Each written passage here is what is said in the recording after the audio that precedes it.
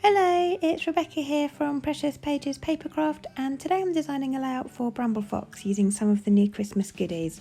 I'm using two sets of perspectives, so I've got the Jingle All The Way set in which you get a title and a gorgeous little etched red sleigh, and also the little pack of mini stockings as well. You get 6 stockings in 3 different colours, so I'm going to add a couple of those to my layout as well. And if you haven't seen the Bramble Fox Christmas release yet, do head on over to the website. Morag has been super busy and has designed some fantastic products. There's perspectives, there's stencils, there's paper snips, there's woodies, there's loads and loads of things. And there's also our Bramble Fox Advent calendar as well. There might even be a couple of those left if you have a look on the website. Loads of amazing products available. I will leave a link in the description box below for you to head over to the store and have a nosy. So today's layout, I have started with a circle of patterned paper. Now this I think is from an old Simple Stories collection.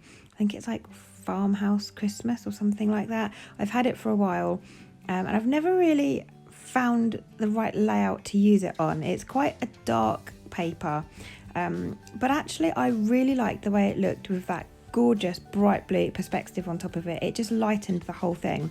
So I've cut a circle. I think it's probably about 7 or 8 inches in diameter, and I've marked off the circle point, distressed all the edges as well to bring in a little bit of texture. And I'm just working my way around now with a ruler, drawing lines from sort of the centre point all the way out, or I'm doing it in reverse really, but so from the edge all the way back into the centre. And the idea is I'm going to, it's almost like bicycle spokes, I'm going to have loads of lines for me to cut through. Now I'm not going to cut all the way into the centre because I don't want to end up with hundreds of little triangles. I'm cutting sort of 3/4 of the way so that the circle stays as one piece, but it gives me lots of different sections. My plan is to distress all of these edges and then adhere that to my background, raising some up on foam and some down flat. Now, I thought by distressing the edges that it would give me a little bit of white space because it kind of makes those sections slightly smaller where the edge curls up. So I thought it would give me a bit of white space in between each kind of section, but in actual fact it didn't. It's not as much as I wanted anyway. So what I do end up doing is sticking some down with some foam pads just at the end, just to raise those up, and then the ones that are going to go in between, I do end up actually having to snip a little bit off of each side, and then go back around and obviously distress all the edges again, just to give me a tiny bit of white space. So I didn't want it to look like a complete circle, I wanted it to look like loads of different sections, and I needed that white space in order to achieve that look. So yeah, if I was going to do this again in hindsight, I would have trimmed each of those sections literally just a couple of millimetres off of the side of each piece, just to give me that white space.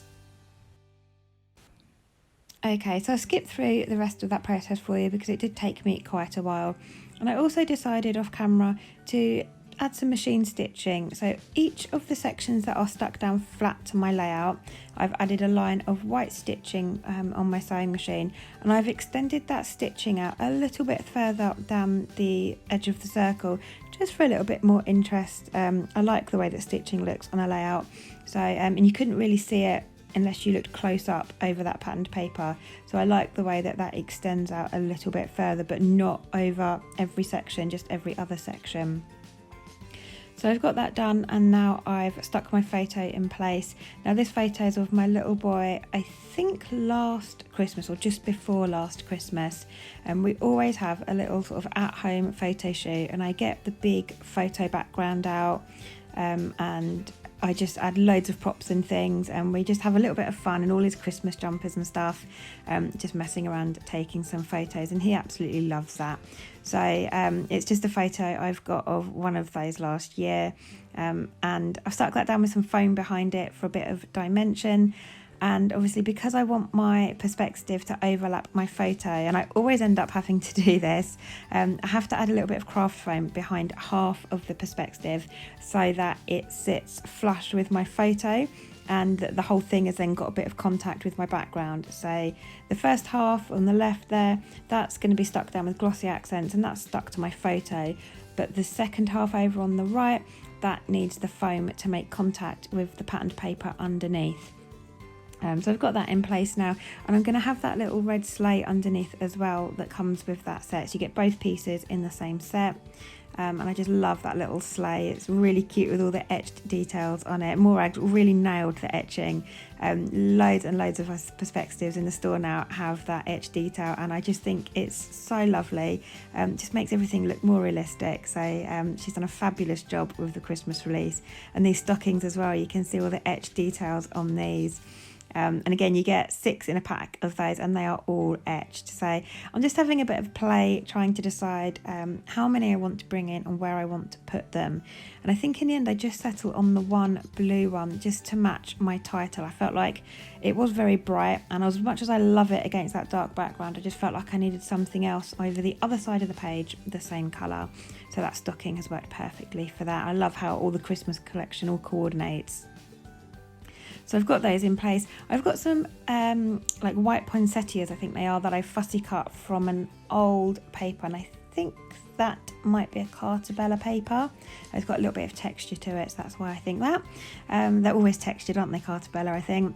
So I've added a few of those to the top left behind my photo, sort of overlapping them and raising them up on foam.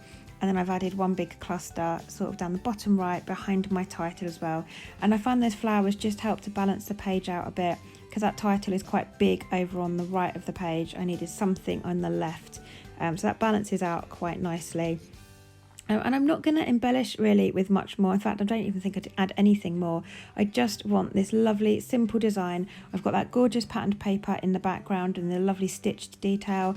My perspective really stands out against that darker paper. And then it's lightened a little bit by obviously the perspective and those white flowers. So I just really like how this layout looks. And it didn't take me long to make either, nothing difficult about it. I've also added a sticker, I think, over on the left and just hanging behind my stocking. And then I've used that same patterned paper that I used for my circle in the centre, just to add a border or a frame around the edge of the layout, just to finish it off nicely. And that is me done. So I hope you've enjoyed this layout and the process. I've got a few close-ups coming up for you, but don't forget to check out the Christmas collection on our website. And if you're not in our Facebook group, do head on over and join. It's called Bramble Fox Friends on Facebook. So it'd be lovely to see you over there. But thanks again for joining me. I'll leave you with the last couple of close-ups, and I'll see you next time.